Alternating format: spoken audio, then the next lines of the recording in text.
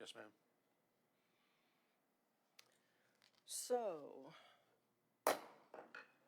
the joint, the joint Planning and Zoning Committee and Special Call Committee of the Whole meeting is hereby called to order. It's Wednesday, August 14th. It is 3:43 p.m. And now the sound is working. Anyway, the meeting is called to order. We have approval of the meeting minutes of our last meeting. Have you had a chance to look at them, or do we want to delay approval of the meeting minutes? I'm good with the meeting minutes unless you want to wait till Mr. President comes, but I'm good with approving them.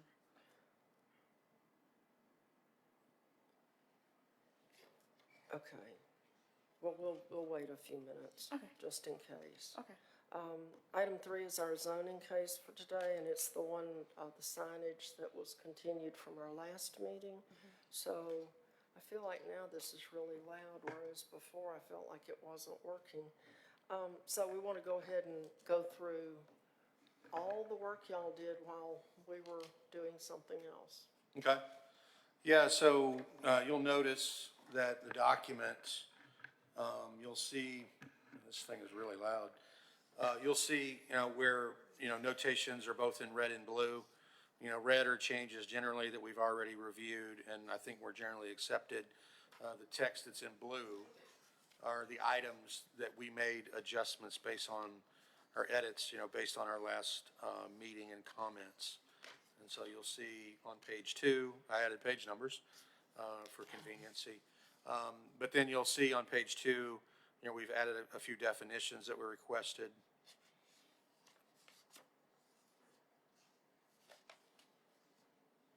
Page 4, you'll see a couple more. And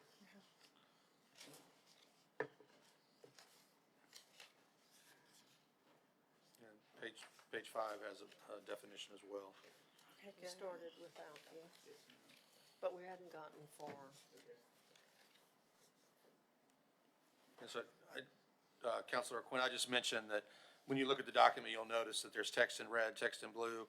Text in red are amendments that, we'd already proposed, I think were generally accepted. And the ones that are in blue are ones that are amendments from our last meeting.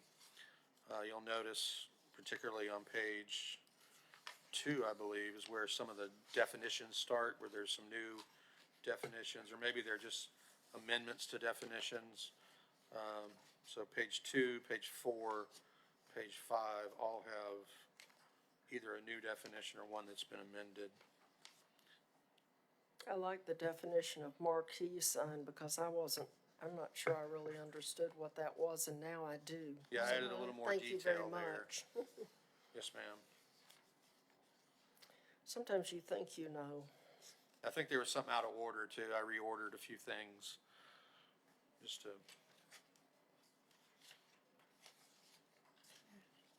I think tenant is one that you might want to look at in particular. Yes, the poor tenant. And it's still out of order alphabetically. Oh, is it? Yeah, it came between N and P. Oh, shoot. I guess I didn't pay close enough attention. Well, there's so much. And you did add Roebuck Parkway and 6th Avenue South Yes, ma'am, I did. and Green Springs Highway. Those are added on page 7. That's correct.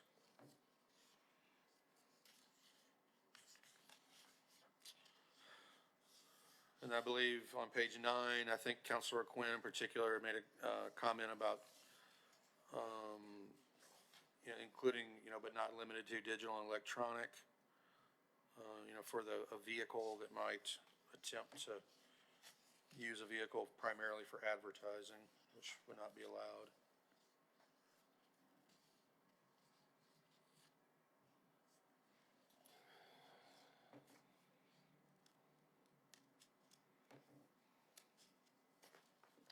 And then to me, kind of the meat of it is, when we get to page 9, under attached signs, I think we had some, concern there. And so you can see how it reads now, and I think that sort of ties it down a little bit. Yeah, because it sounded like maybe we could end up with a whole lot of signs sticking out on the ground level, and this would limit it. It's either that or you're gonna have a lot of doors. And I think we used that, more than once. Yeah, we use the similar language under the blade, but we'll get to that in a second. The next, page 11, we had some discussion about, monument signs. And so we added, a section, we say where it's permitted, and now we're gonna say where it's prohibited. And so monument signs are not allowed on properties that are occupied by single-family detached, duplex, triplex, quadplex, or townhouse, in any district. Okay, so the question is, under number 6, monument signs, where permitted, it still says D1, D2, D3, D4, Right. D5, so on. So then right below it, it says they're not allowed there. Well, once again, churches, oftentimes, schools, fire stations, police stations, they could all, public buildings like that could be in single-family districts. And so oftentimes they're gonna have a sign. So we're just limiting their sign, but we're also saying that, so that there's no ambiguity, you can't have a monument sign in a single-family or a residential location. Do you think it would be helpful to list those uses where you could have a monument sign in D1, D2, D3, D4? You said churches, schools, public buildings, which Yeah. still needs a new definition. We're still waiting for the new definition. Yeah, I think we said that we would deal with that when we do our next kind of general update. Well, that's a really dangerous one. I think it would be nice if we got it done sooner than later. Because, that public thing caused a lot of agony for a lot of people and one death. And, when you're talking about people who feel like their lives were ruined by a city regulation, it would be good for us to fix it faster than waiting for our next round of changes, unless they're coming like next month. Right.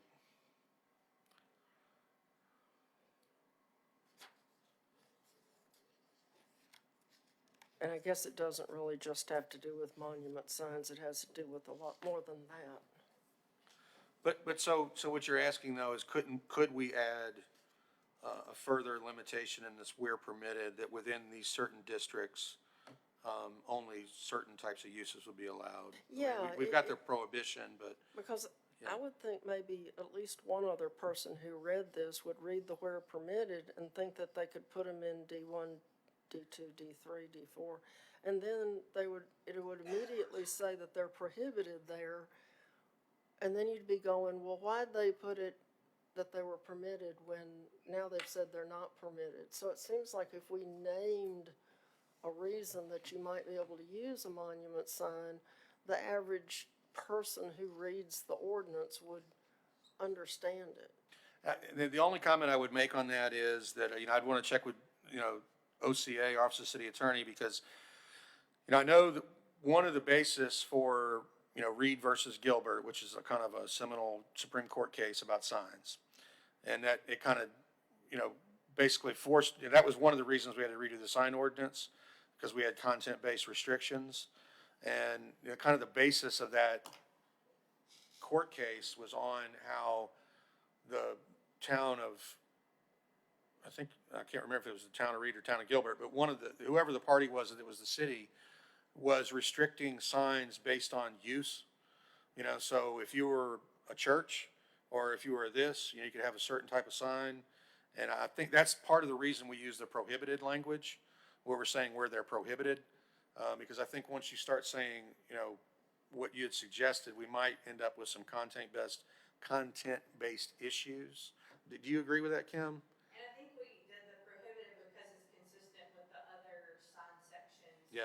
kind of, yeah, exactly. So that's kind of the logic we use to say, well, let's just call them prohibited. And that would solve, some of our issues with Reed versus Gilbert and content-based restrictions.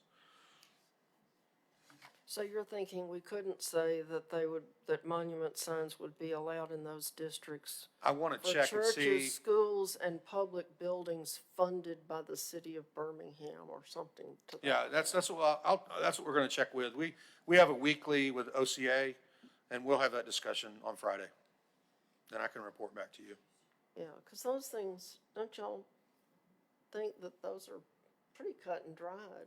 I mean, a church do. or school. Yeah, I do. I just want to make sure that, we're not getting in the way of that, No, we don't that wanna issue. step And I in. would also point out too, you'll notice under size, we did change, you will remember that in the previous draft, there was just one size limitation. And so now we've changed that where there's multiple sign limitations based on district, so that we don't just allow 80 feet everywhere. And so the 80 feet is still in there, but it's principally for general commercial locations, industrial locations. We listed PRD and HID. PRD is a planned recreation district, which I think the barber track and the old horse track are both PRD locations. And then HID, of course, is, large institutions like UAB. And then you'll see where we've lowered the size limitation to 36 square feet for our mixed-use districts and the general or the neighborhood business district. And then we went even lower to 24 square feet for those that are allowed in single-family and multifamily districts. So the church that wants a sign, a monument sign, can no larger than 24 square feet. And I think, Kim, do you remember what the old sign square footage was for churches that we had? Big. It was somewhere close to that number, I think. I want to say it was 32. Yeah, so it's pretty consistent with what we used to do for churches. And also it's consistent with other ordinances, other design guidelines we have. I think I mentioned last time that I was gonna borrow or look at borrowing from our Oxmoor design guideline. And that's, the 24 square feet is what we use in Oxmoor for residential neighborhoods and for, multifamily complexes. Councilor Abbott, Yes. you may get to it somewhere in here, but I was just curious, the thought occurred to me that, we have some churches now that, want to do digital Yep. signage. Is that addressed in here? I mean, especially with respect to dwelling districts, oftentimes those churches are immediately adjacent or surrounded by Right. homes, and I think the last thing that people would want is this flashing sign across Yeah. the street. Right. Right, so you can change out a face of a sign to a digital sign, but, there's a definition here for dynamic elements that talks about flashing or, rotating or, building, like a sign that, it kind of builds on itself, so any kind of animation, is not allowed. It has to be a static image.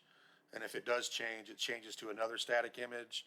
And I think there's a delay in here where they can't, you're not supposed to have it like, every 5 seconds, it's like 10 or 12 seconds or something like that.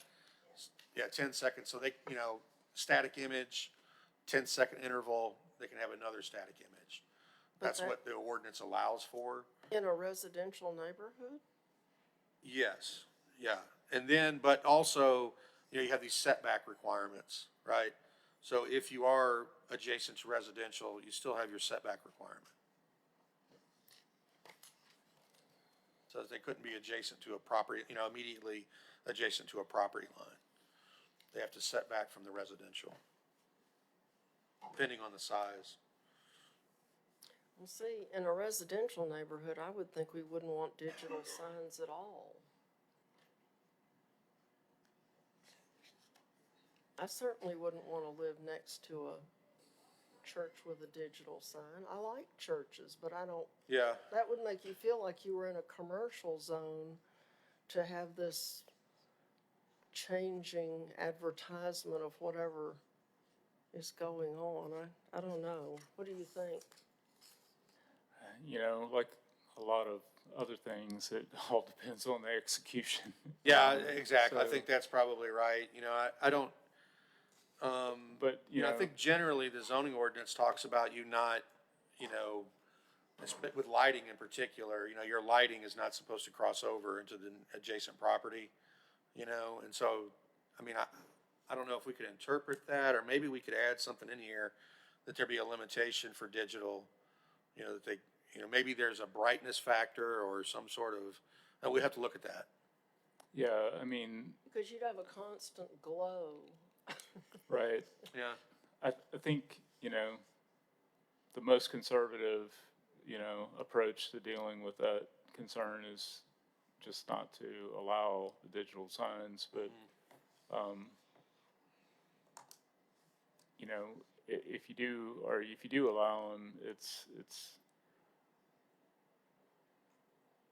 you know, often what we, approve at permitting and what it ends up being, you know, a few years later, may be significantly different. So, you know, there's not necessarily a, institutional knowledge, you know, of the rules and regulations, when it comes to, you know, people who are programming the signage at these Yeah, we end places. up with problems with those sometimes where you have to tell them, you know, you can't do this, you know, and that, there was a recycling facility out on Finley, there was a restaurant over on Crestwood, I know that we had to deal with code enforcement over the years. Yeah, my thought would be that indirect lighting in a neighborhood should be enough. Yeah. Yeah, I know that, I mean, we've had several churches convert to digital recently, right? I can think of two. Oh, a couple, so we've had a couple. But they're not in people's residential neighborhoods, are they? They are Yeah. zoned residential. Yeah, and But then, they follow the sign cannot face, the digital portion cannot face the property line, it has to face oh, is that right? the street. That's what it says. Oh, I didn't know that was in there. It has to be aimed away from the property line, residential use. Okay. zoning district. I wasn't You know aware how of that. long that's gonna last, Yes. till the Yeah. next But the sign ones company we had comes. have been angled so that the message does not face the neighbors next Okay. door. Well, that helps. Yeah, I was unaware of that.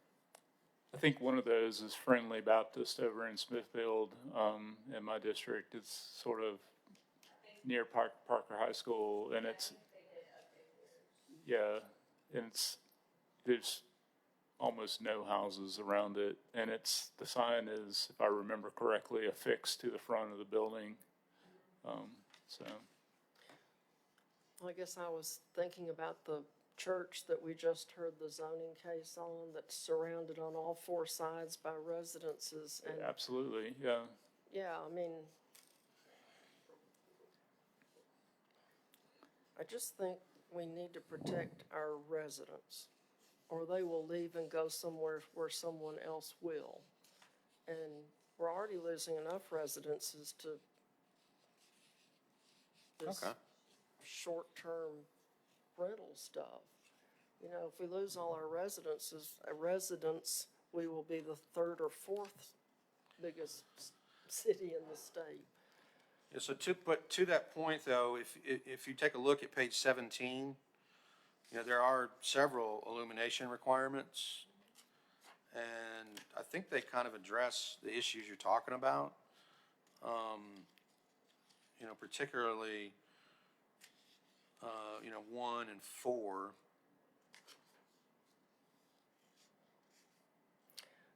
Well, what is necessary? Sorry.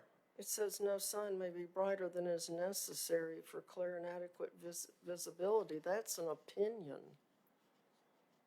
And what might be necessary to one person would be unnecessary to the next person. So it seems like if we're going to designate illumination, we need to have a measurement. So many lumens at 50 feet, you know, something that isn't in the eye, I guess, the eye of the beholder. See what I mean? I mean, anybody could go out and have a different opinion of what is necessary. Yeah, and I think, yeah, you're right, but I guess, You know, in the motor vehicle instance, you know, I think it's maybe a little easier to compare, but yeah, I see what you're saying. I think we can do some research and look to see if there's something out there that could benefit us there. Well, I just want to get this right, because, you know, after we finish approving it, then people will go out and follow it, and then if we've made a mistake, we're stuck with it, Yeah, because we're the ones who approved it. no, I agree. I appreciate yeah, this is all, yeah, this is all pretty much current stuff. Yeah, but we also know that there are lots of, even churches that don't get permits when they do things. They just hire Joe, who everybody knows is a good guy, and, you know, the neighborhood gets it. So, yeah, it's not being changed, but it could be tightened Yeah, I up. think we'll definitely look to see if we can't find something that, a measurement that we can include in there, but I guess I'm quite, you know, it's, you know, do we have the tool to measure that, you know? We have that's- lumens. that I mean, might be- I used to have a light meter that I carried Yeah. around with me because I was in charge of measuring people's lighting on their desktop. So they Really? make devices, and that was 100 years ago. You know, when we didn't know that the older you got, the more light you need to be able to read. Yeah. Well, like I say, we'll do some research on that and see what we come up with.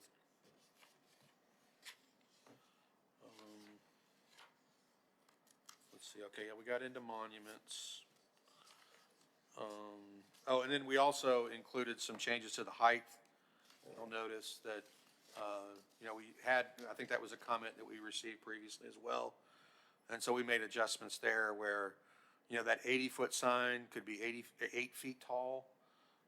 The 36 square foot sign could be 6 feet tall, and then the 24 square foot sign could be 4 feet tall, based on the same districts.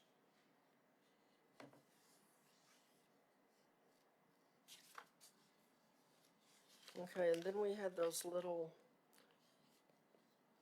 items on page 23. I'm so glad we have page numbers. Yeah, you wanna jump, you know, I was just gonna point out, you know, we did make the same change to small blade as far as, you know, kind of density of signs, and then, I think you'll see on the vertical blade, you know, because those are, you know, a little more prominent, you know, it's interesting when you look at old cities or pictures of the city, you know, First Avenue North used to have a blade sign on every building Yeah, as you went down. and some of them were gigantic. Yeah, and some of them were really big, something like a big shoe or something, you know, or whatever, you know, the pharmacy would have a, you know, a special sign or whatever, and so, I mean, while those are probably kind of attractive and neat in a way, you know, especially historically, when you see a dozen of them in a row, that's kind of problematic to me, and so we did include a limitation that these vertical blades, you can only have, basically, we're saying they gotta be 200 feet apart, so you couldn't have more than 2 per block face downtown. And so I think that's reasonable, you know, to try and control the density of those things. I don't know that everybody is gonna want to install a vertical blade sign. I'm sure they're pretty expensive. But, we did think it was, you know, prudent to add a little, limitation there. And then you'll also notice, well, that's just kind of housekeeping, change in projecting to the actual type of sign. And then I think that may be all of the changes from the last meeting. But I did, like you say, I did include those comments and questions that we had previously about, let me get to the end. Yeah, the info kiosk, we need to kind of talk a little bit more about that with OCA.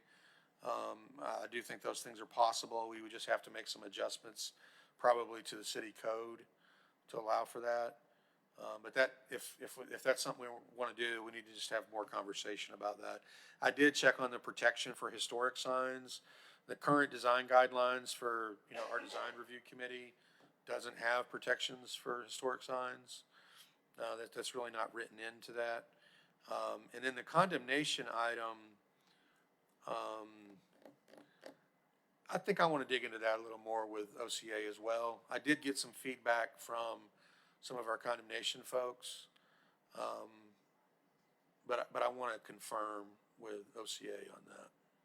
what they Yeah, said there. because it seems like we would be able to remove signs just like we remove houses and structures that are defective, because if you leave a sign up long enough, it's going to fall apart. Yeah, then and when what the if it falls and pieces- hits somebody? When the pieces fall off or there's a high wind and, someone gets injured, then, it puts, I mean, it's not our property, but we don't want anything bad to happen in our city. It seems to me that we could put a lien on the property just like, unless the owner of the sign doesn't own the property. Yeah, I would think so too. Yeah, it makes sense to me. But like I say, There are some ugly signs that are still sticking up, Yeah. 30 years after the business is gone, and pieces fall off every once in a while, and, nobody says anything, but if pieces fell off and hurt somebody, yeah, yeah, we would wonder why we never did anything about it. I agree. Well, I can, if you like, I don't know that, how do you want to proceed as far as the questions that were remaining with this? We could respond to you via email or, Yeah, I would, if we could get answers Okay. via email. okay, I'm not trying to hold anything up. I just want it to be as right as we can get it. Yeah. So we don't come back later and say, oh, I wish we'd thought about that. yeah. Just, No, I appreciate the effort. because we know it'll probably be a little while before we look at it again. Yeah, I would think so too. And for some folks, it doesn't matter, but if you're design oriented, you notice when signs are too big or Yeah. too small. or- Yeah, for certain. And I still want to protect our residents from anything noxious, because it's just not fair. If you live in a residential neighborhood, it's supposed to be a residential neighborhood, and having big old signs flashing at you is not very residential. Yeah.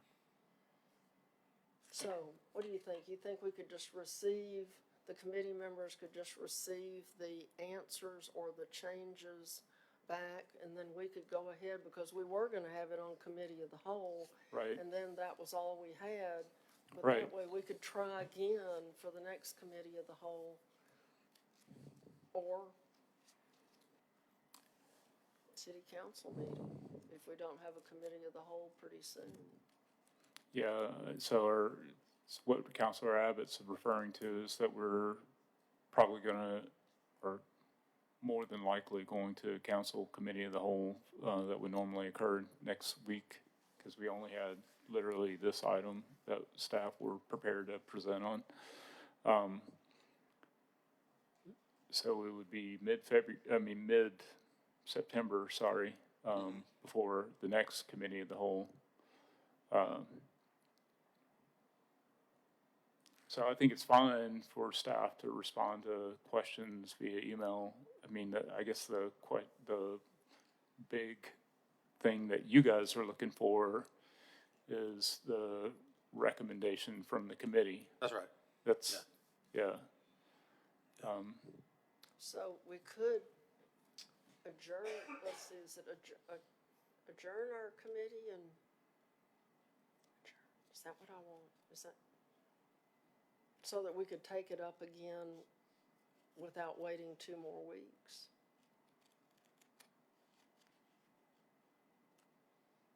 We don't usually do that with committees, though. Yeah, you That could might probably be just a little weird. do a special called, if you Yeah, wanted to do special, it. we could have a special called meeting of the committee to do the approval so that we Okay. could move ahead. Because like I said, I don't want to do anything that holds up progress just to get the best product we possibly can, Yeah, yeah. Well, Well, yeah, I guess that's fine. But it wouldn't make any sense if we don't do it next week, right? Is that right? Because we have Right. another P and Z in 2 weeks from today. yeah, that's true. So because that's the thing, if it's not resolved by Wednesday, then, we're not gonna be able to submit the item anyway. Okay. So, Okay, well then we'll wait for the changes to be presented at our next meeting. okay. So, would you like to make a motion to that effect? Yes, so I make a motion that we delay action on this until the next committee meeting scheduled in 2 weeks. Okay. Second. So we had some more little changes. Uh-oh. So we're gonna delay the approval till the next committee Okay. meeting, and then hopefully at the next one, everything will be perfect, and we will move right ahead. Okay, And, perfect. and Tim's team, that has a nice ring to it, is going to look into some of the questions that still remain, and also the one about, particularly whether the city can condemn signs and Right. remove them if we have an unresponsive owner. That's a good question, yeah. Yeah, I think it is too. So, and the other thing is the digital signs in residential neighborhoods, if a church or a fire station probably wouldn't have a Yeah, more than digital likely sign. not, And yeah. a School maybe. public distracting. building, depending on what the public building was, you just don't know. So they're checking into those items, and then we'll have it back for the next one. So Okay, perfect. we have a motion, and we have a second. All in favor say aye. Aye. Aye. So, old and new business. The minutes. Oh, Do we oh, have yeah, some- the minutes. Yes, motion to approve the minutes. Second. All in favor say aye. Aye. Aye. So now the minutes have been approved. And, old and new business, is there anything coming up that we need to know from y'all? I don't, not necessarily, no. Anything about short-term rentals? We're having the, next ZAC meeting will be September 17th I- for short-term rentals. And then we're working with community development on CAB next week, and then the CAB meeting in September, which would occur prior to the ZAC hearing. Okay, and the ZAC meeting, will that be a meeting where the public can speak, or is this one where you're just presenting the changes that were made after the last public hearing in response to those issues? We'll do both. We'll present an amended draft to the zoning advisory committee, and then they will open it up for the public to provide any feedback that they would like to on the updated draft. Okay, and the updates will be They'll available? be available hopefully by the end of next week, which would give folks 3 weeks. To get excited. Yeah, because there've been a lot of questions at neighborhood meetings about where are the changes and are they Yes, significant? well, thanks, because so many folks showed up, they gave us so many comments, it's taken longer than we initially thought, to go through all of the verbal comments as well as the written comments. And so we want to make sure that we read them all and address them all in the next version of the draft that's submitted to the ZAC. Yeah. Yeah, I especially want to be able to answer the man who has 12 of them on his street and his Wow. street is 3 blocks long. Yes, I would love to know his address because no one has reported that to us to check.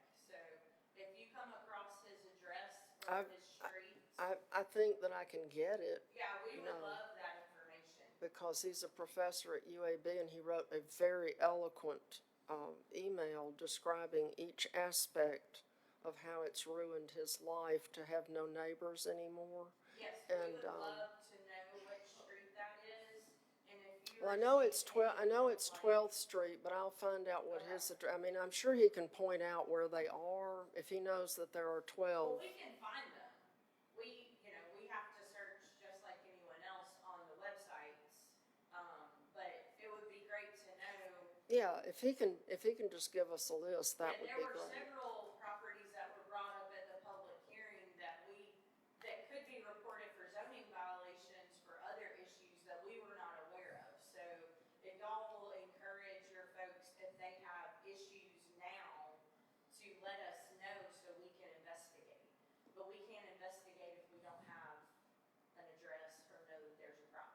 Yeah, and I suppose the only ones that the city actually knows about would be the ones from Airbnb, since we have some kind of agreement with them. We are not provided the addresses, our department. Really? We do not have access to their records, so we search on Airbnb, on the little map where you zoom in and out, just like anyone would who's looking for a property. Yeah. But there are tons of those type, Airbnb type places, There are entities.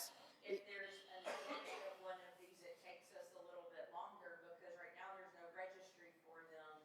We have to go through VRBO, Airbnb, Expedia, all the websites. Yeah, and most of them are in residential neighborhoods where it's not even allowed by the zoning ordinance, so residential seems to be ill-defined. But we're happy to look into any violations if any of your constituents have addresses that they would like for us to look into. Our enforcement team is happy to do that if you guys get any properties that need to be investigated. Okay, well, I'll find out about the 12th Street one because I was stunned by that one. Stunned. 12. Anyway, but it's good to know it's coming. And the date again of ZAC?